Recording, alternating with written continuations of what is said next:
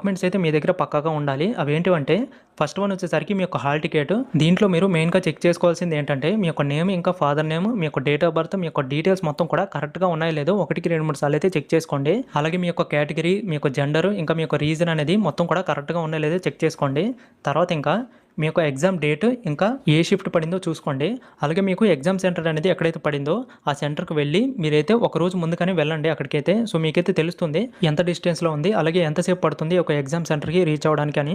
Next ఇంకా ఇక్కడ ఇచ్చిన ఇన్‌స్ట్రక్షన్స్ మొత్తం కూడా ఒకటికి 2, 3 సార్లు అయితే చదవండి. సో మెయిన్‌గా ఏంటంటే మీ యొక్క హాల్ టికెట్‌తో పాటు వ్యాలిడ్ ఫోటో ఐడీ అయితే తీసుకువెళ్ళండి. సో మీ యొక్క ఆధార్ కార్డ్ గానీ, పాన్ కార్డ్ గానీ, లేదంటే ఓటర్ ఐడీ గానీ, లేదా మీ యొక్క ఇంటర్మీడియేట్ హాల్ టికెట్ ఏదైతే ఉందో సెకండ్ ఇయర్ హాల్ టికెట్ అది కూడా తీసుకువెళ్ళొచ్చు. సో మాక్సిమం మీరందరూ కూడా పట్టుకెళ్ళండి. ఎందుకంటే అక్కడైతే వాళ్ళు చెక్ చేస్తారు. మీ యొక్క ఆధార్ కార్డ్‌లో ఉన్న డీటెయిల్స్, ఇంకా మీ యొక్క హాల్ టికెట్‌లో ఉన్న డీటెయిల్స్ 2 కూడా సేమ్‌గా ఉన్నాయా లేదా అనేసి అయితే. సో సేమ్‌గా ఉంటేనే మీకు అలౌ చేస్తారనమాట. కాబట్టి ఆధార్ కార్డే పట్టుకెళ్ళండి మాక్సిమం. నెక్స్ట్ ఇంకా బ్లాక్ పెన్ గానీ, బ్లూ పెన్ గానీ ఇవైతే తీసుకెళ్ళొచ్చు. సో పేపర్స్ అయితే అలౌ చేయరనమాట. సో వాళ్ళే పేపర్ అయితే ఇస్తారు. ఈ యొక్క రఫ్ వర్క్‌కి మొత్తం కూడా. తర్వాత మళ్ళీ మనం ఇచ్చిన పేపర్స్ అనేవి రిటర్న్ చేయాల్సి ఉంటుంది. అలాగే మీరు ఎగ్జామ్ హాల్‌లోకి ఎంటర్ అవ్వగానే మీ యొక్క లెఫ్ట్ హ్యాండ్ థంబ్ ఇంప్రెషన్ అయితే తీసుకుంటారు. కాబట్టి లేడీస్ ఎవరైతే ఉన్నారో సో మీరందరూ కూడా మెహందీ గానీ అలాంటివి ఏం పెట్టుకోకండి. సో అలా పెట్టుకుంటే మీకు థంబ్ ఇంప్రెషన్ అనేది సరిగ్గా పడదనమాట. మొబైల్స్ కానీ, స్మార్ట్ వాచెస్ ఇంకా నార్మల్ వాచెస్ కూడా మనకి అలౌ అయితే చేయరు. ఇవన్నీ కూడా మీరు ఎగ్జామ్ హాల్ బయటే పెట్టేసి లోపలికి అయితే రావాలి. సో చూసారు కదా మీ యొక్క హాల్ టికెట్లు ఇచ్చిన మెయిన్ ఇన్స్ట్రక్షన్స్ అనమాట ఇవన్నీ కూడా. నెక్స్ట్ ఇంకా మీ యొక్క అప్లికేషన్ ఫామ్ కూడా మీరు తీసుకువెళ్లాల్సి ఉంటుంది. సో మెయిన్గా మనకి ఈ సంవత్సరం 2026లో మనకి ఇక్కడ ప్రతి సంవత్సరం కూడా మనకి ఫోటో అటాచ్ చేయండి అని ఒక బాక్స్ అయితే ఇస్తాడు. అలాగే పక్కన లెఫ్ట్ థంబ్ ఇంప్రెషన్కి అలాగే ఇంకా సిగ్నేచర్కి ఒక పెద్ద బాక్స్ అయితే ఇస్తాడనమాట. సో ఈ సంవత్సరం మనకి ఇవ్వలేదు. సో ప్రీవియస్ ఇయర్కి ఒకసారి చూసినట్లయితే ఇక్కడ మీరు చూస్తున్నారు కదా. సో మనకి ఈ విధంగా అయితే ఇవ్వాలి. సో మనకి 2026లో కనుక మనకి అప్లికేషన్ ఫామ్లో ఈ విధంగా అయితే ఇవ్వలేదు. సో దీనికి రీజన్ ఏంటో కూడా మనకి సరిగ్గా తెలియదు, ఎందుకు ఇవ్వలేదు ఏంటనేది కూడా. సో ఇలా ఇవ్వలేదంటే కనుక సో మీరేం చేయాల్సిన పని లేదనమాట. సో డైరెక్ట్గా మీరు మీ యొక్క అప్లికేషన్ ఫామ్ అనేది ప్రింట్అవుట్ తీయించి తీసుకువెళ్ళండి. సో ప్రీవియస్ ఇయర్ 2025 వరకు కూడా మనకి ఈ విధంగా అయితే ఇచ్చేవాళ్ళు.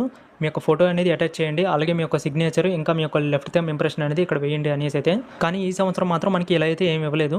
ఇలా ఇవ్వలేదంటే మీరైతే వదిలేయండి, ఇంకేం కంగారు పడద్దు.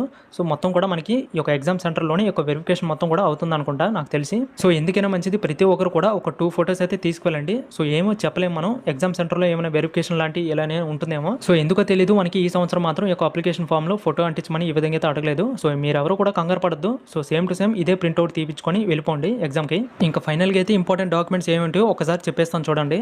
సో ఫస్ట్ వన్ వచ్చేసరికి మీ యొక్క ఏపీ ఎంసెట్ హాల్ టికెట్, తర్వాత ఇంకా అప్లికేషన్ ఫాము, ఇంకా మీ యొక్క 2 ఫొటోస్ అయితే తీసుకెళ్ళండి. అలాగే ఇంకా valid photo ID. So maximum మీరు ఆధార్ కార్డ్ అనేది తీసుకోవాలని ట్రై చేయండి.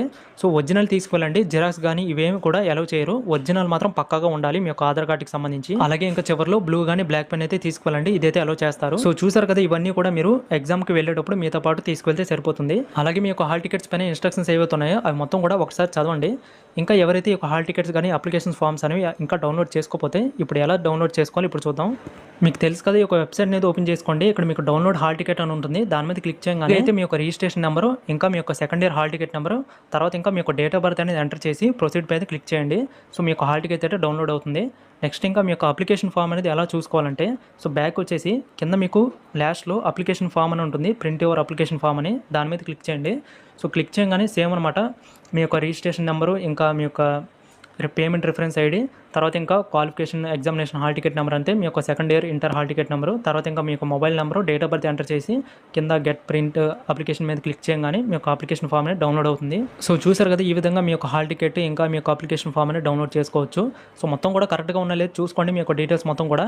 ఒకవేళ ఏమన్నా రాంగ్ ఉంటే కనుక సో ఇక్కడ కనిపిస్తుంది కదా ఈ యొక్క ఈమెయిల్కి అయితే మెయిల్ చేయండి, ఖచ్చితంగా వాళ్ళైతే రెస్పాండ్ అవుతారు. తర్వాత మీ యొక్క డీటెయిల్స్ అనేవి ఏమైనా ఇన్కరెక్ట్గా ఉంటే కనుక సో అవైతే కరెక్ట్ డీటెయిల్స్ అనేవి ఇస్తే కనుక సో వాళ్ళైతే కరెక్ట్ చేస్తారు. సో చూసారు కదా ఎంసెట్ ఎగ్జామ్స్ అయితే మనకి 12వ తారీఖు నుంచి అయితే స్టార్ట్ అవుతాయి. ప్రతి ఒక్కరు కూడా బాగా రాయండి, ప్రతి ఒక్కరికి ఆల్ ది బెస్ట్, బాగా ప్రిపేర్ అవ్వండి.